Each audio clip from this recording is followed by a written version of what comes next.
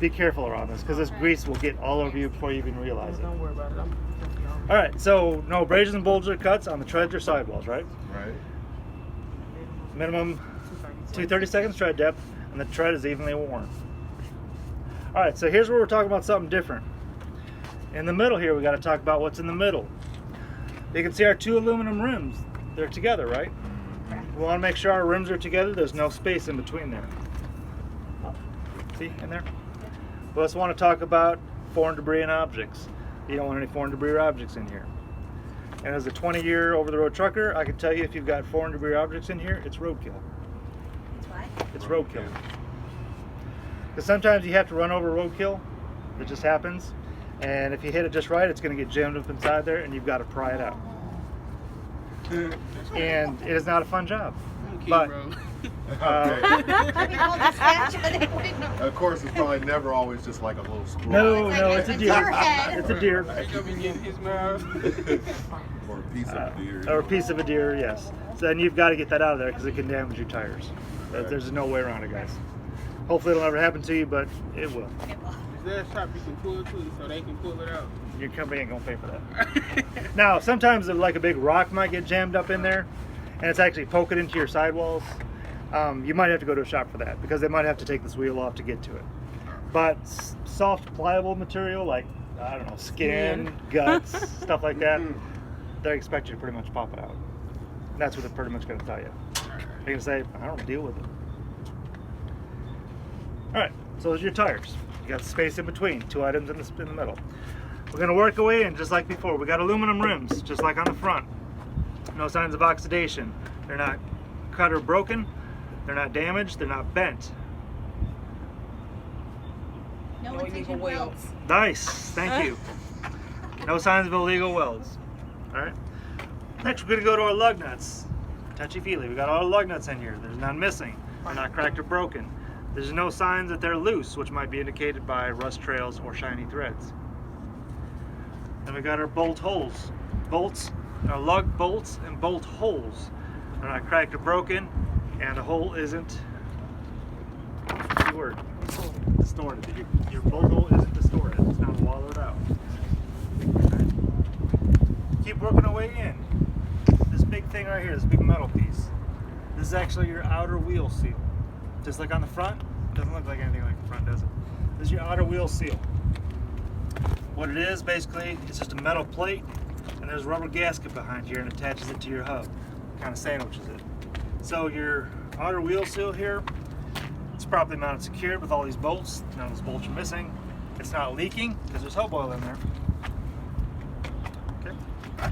Properly mounted secured, not leaking, not cracked or broken. You can't check these, but I think in your book it says I would check this by taking this plate off. You're not going to do this on the side of the road because you're going to need an air impact gun to get those bolts off. So just be aware that you need to say that I would check it behind that plate, but you're not going to once you're out on the road. There's no way you're going to get that off. Now with hand tools. It's called a dry hub. You don't have to know this, but it's called a dry hub because you can't check it. A wet hub, like up there, it's called wet because you can't check it. You can take that little rubber plug out, remember? You don't have to know that for the test, but just for your own FYI. Now, I got a question for Yep. you. In this book here, it says 110 way inside. So do I look at the tire before I remember that 110 just to make sure that... No. What you can say is, okay, we're at the valve stem and cap anyway, so my valve stem and cap. Now remember, you've got two. You've got to be plural. You've got a valve stem and cap here. You've got one up here for your other tire. Remember, you need one for... So I would make sure they're not cracked or broken. Make sure the cap's in place. I use my handy dandy trucker quality air tire pressure gauge to make sure they're inflated to the proper manufacturer's recommendation, which I can find on the sidewall. Yeah.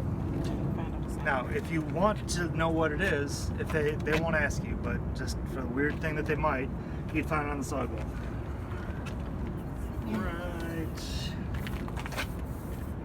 Right here.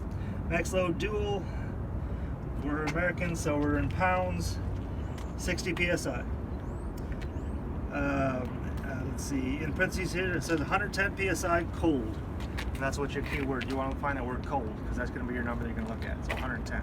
These are filled to 110. If you want to remember that number, 110, you can. If you can just say I would find it on my sidewall, you can say that too. Okay. All right, so this does this axle assembly. Now here's what you want to say next. I would check this axle assembly just like I checked this one. That way you don't have to go through all that again. All right? If you don't say that, they're going to take points off because you didn't talk about it. But you can cover your butt just by saying I would check this axle assembly just like I checked this one. Okay? All right, let's keep moving back. Back of the truck. Watch this grease right down this trailer.